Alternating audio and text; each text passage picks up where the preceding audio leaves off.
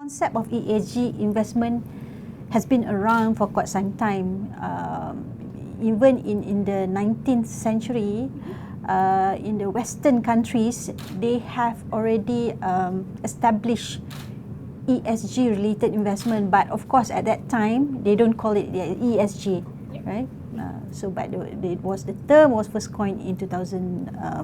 Okay, currently, in order to achieve ESG, SDG and ESG objective, probably I can just highlight that SDG is the bigger picture. ESG is a subset of SDG. And it's mainly ESG is mainly it's more relevant to the private sector, whereas SDG is relevant for everyone.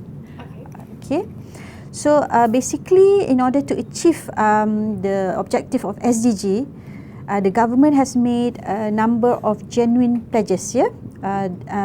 According to the Malaysia Renewable Energy Roadmap, which is not under MITI, it's under an RECC. The government wants to achieve a capacity of 31% renewable energy over the following 3 years and 40% of renewable energy by 2035. Also, the government has committed to implementing a number of programs by 2030 that focus on ESG, 3 pillars, demonstrating a strong commitment to achieving the country's aspirational goal. And also in the 12th Malaysia Plan, Malaysia has pledged to reduce the greenhouse gases emission by 45% by 2030 in line with the Paris Agreement. And also, we would like to achieve net zero emission the earliest by 2050. So these are some of the major policies related to SDG and ESG. I believe that all of the government agencies are aware that achieving the targets is a shared KPI. It doesn't only fall with NRECC or APU, but it is a shared KPI, and each relevant ministries are responsible in making it happen. And for Malaysia, for MITI, our focus would be to increase the adoption of ESG for the manufacturing sector, whereby this is because the manufacturing sector is under the purview of MITI. So basically, as a step to assist companies with the adoption of ESG, the government has decided to develop the national industry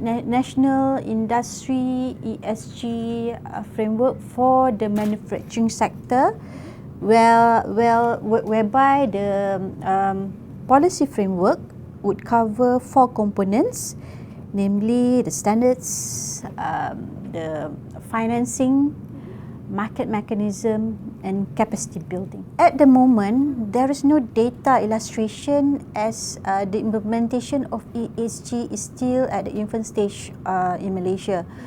You can see that many companies, especially MNCs, they are already adopting ESG. But in Malaysia, 97% of the business establishment are SMEs.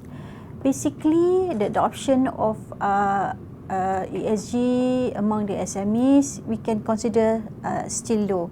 So at the moment, we don't have actual statistic to explain clearly where we are in the adoption of ESG at the moment, because it is still at an infant stage. I would say with what we can see with the incidents that I have described earlier, it's important for Malaysia to take ESG adoption seriously, as it definitely will impact Malaysia's trade and also investment opportunities. We can see that CBAM has already been introduced by EU, although it is being implemented gradually.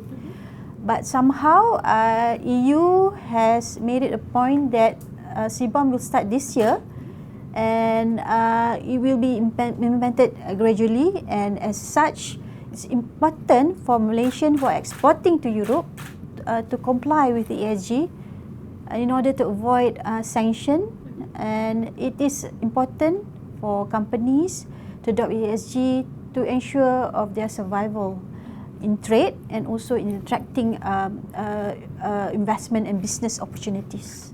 EU is one of our largest trading partner. It is the 5th largest trading partner. So it is more important than ever for businesses in Malaysia, particularly those that are part of the global supply chain, to comply with the upcoming sustainability requirements that has been outlined by the EU. The introduction of trade investment policies by our trading partners that emphasize compliance to ESG principle has necessitated the Malaysian government to take proactive policy to equip our businesses in order to ensure of their survival in trade and also in attracting investment. So basically, what currently we are doing, we are developing the national industry ESG framework for the manufacturing sector, as ESG has been identified as a key overarching frame for the National Investment Aspiration (NIA), which was launched by MITI in 4th quarter last year. And this National Investment Aspiration aims to minimize the downside risk of non-adherence to ESG principles, while we capture the opportunities related to ESG. So basically, the 4 components emphasized in ESG framework for the manufacturing sector are standards, capacity building, financing, and market mechanism. This framework will mainstream the ESG elements for the manufacturing sector, along with the what we have launched last year, which is the National Investment Aspiration.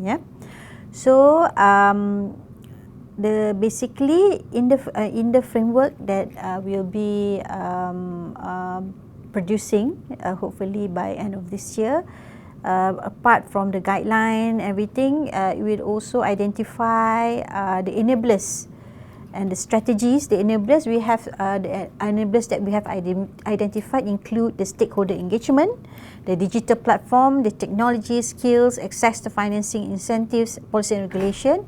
We will explain clearly how the enablers will help to accelerate the ESG adoption process, and also in the framework, we will identify what are the strategies and basically what are our targets. I think in the framework we will also emphasize on the opportunities for ESG, because most companies, they see ESG as an investment, long-term investment, and and they don't see it as an opportunity. So basically, in the framework, we will emphasize that in the long term, they will benefit by adopting ESG, because once they adopt energy efficient equipment, once they adopt renewable energy, it will eventually reduce their operating costs, and eventually it will also help them to strengthen their business operation, and eventually it will give them benefit.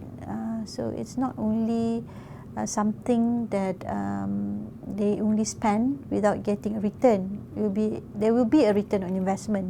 Yes, I can say that the buying trend in Malaysia would change, even though we are still behind compared to countries like Europe and US and whatnot. But I can see there is a growing trend among the buyers in Malaysia that would go for ESG compliance product. So I could say that the buying trend would change, and also we have the generation Gen Z, Gen Y, who are supportive of ESG movement and SDG movement. We can also see that some of this youth, when they apply for jobs, they would go for companies that complies with SDG and ESG. We can see there is a study that on that.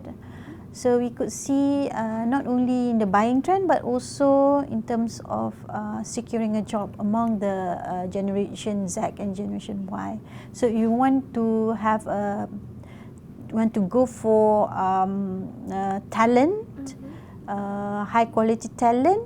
Your companies also should focus on ESG to attract the high quality talent among the Gen Z in Gen Y. Okay, this is based on the KPMG's biennial survey of sustainability reporting 22, which analyzes the sustainability and ESG reports from 5,800 companies.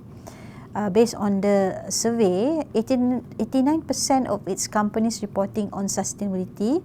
The Asia Pacific takes the lead in this field, okay, and Malaysia, with a sustainability reporting rate of about 99%, quite high, is one of the 7 Asia Pacific nation, territories and jurisdiction with a rate higher than 90%. The other countries include Pakistan 94%, Thailand 97%, South Korea 99%, Japan 100%, Singapore 100%, South Korea 91%. And sorry, you're saying Malaysia was 99%? Yep. Adoption, in terms of adoption rate? In terms of sustainability reporting. And according to a more in-depth analysis of the top 100 companies, Malaysia ranked first among the top 10 nations for the proportion of the top 100 firms that disclose sustainability data in their annual financial reports. Yeah. So and also according to another report by PwC Malaysia and Capital Markets Malaysia, it listed companies in Malaysia as companies who are performing well when compared to Asian nation, ranking second highest in the MSCI All Country Index. The MSCI All Country Index, ESG Leaders Index. All Country Index, MSCI All Country Index, ESG Leaders Index, which includes large and mid-cap companies in developed and emerging market. In that index, Thailand is in the top place with 29 companies, followed by Malaysia with 28 companies. So these are some of the statistics that we managed to get. I think some companies are guilty of doing greenwashing. So basically, it is important for everyone to play their part, and also the public also should play their part. When you see a company making pledges, it is important for the public to play their role by checking whether what the company had pledged is being undertaken, whether they are actually reporting like what they are saying. So the role should not only be done by the government, it should also be played by the public at large to ensure that there will be no greenwashing. Not only MITI but also involves many ministries, but for the manufacturing sector, we will do our part in reminding the stakeholders, which include the industry association, as to ensure their members do not do greenwashing. I would say that ESG advocacy is one of the most important element at this point in time. We can see that when we ask a layman what is ESG, if they're not working with manufacturing MNCs, they're just selling goreng pisang on the streets, they will not understand what is ESG all about. So I would say that ESG advocacy needs to be accelerated. There should be more aggressive campaign. The best thing is to participate in roadshows also, and also in our social media. I think social media is an effective tool to explain clearly what SDG and ESG are about. and that is something that we should all organizations should leverage when it comes to ESG advocacy. Probably that is something that we could discuss with ministries like Ministry of Higher Education and Ministry of Education. But at the moment, our focus would be for the industry compliance. That is under MITI's focus. But we could propose to the Ministry of Higher Education to include ESG as part of their curriculum in universities, and also probably introduce a topic on SDG by Ministry of Education to the school children. That is something that we could propose, but that's not our main priority. MITI's main priority is to accelerate the adoption of ESG for the manufacturing sector. We will not focus so much on incentive because we already have the existing incentives, like the Bank Negara is offering the 1 billion incentive, and currently Malaysia has so many incentives already. We going to leverage on the existing incentives, yeah.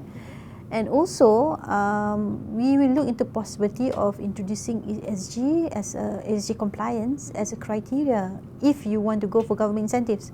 So if you want to secure government incentives, you have to comply. We're not asking you to comply with the GRI, the highest standard for reporting standard, but at least there must be some sort of compliance, yeah. So I think that's a way for the government to move forward rather than keep on spoon feeding and provide too many incentives to the industry. Yeah. So it's more like a reverse way. Yep. Instead of if you do this, you get incentive. It's more like if you do this, you don't do this, you you're don't not. do this, you don't get that. Okay. Are there any other related issues that you wish to highlight? I would have to say, I will have to reiterate that ESG is actually a strategic priority to capture business opportunities and address the risks.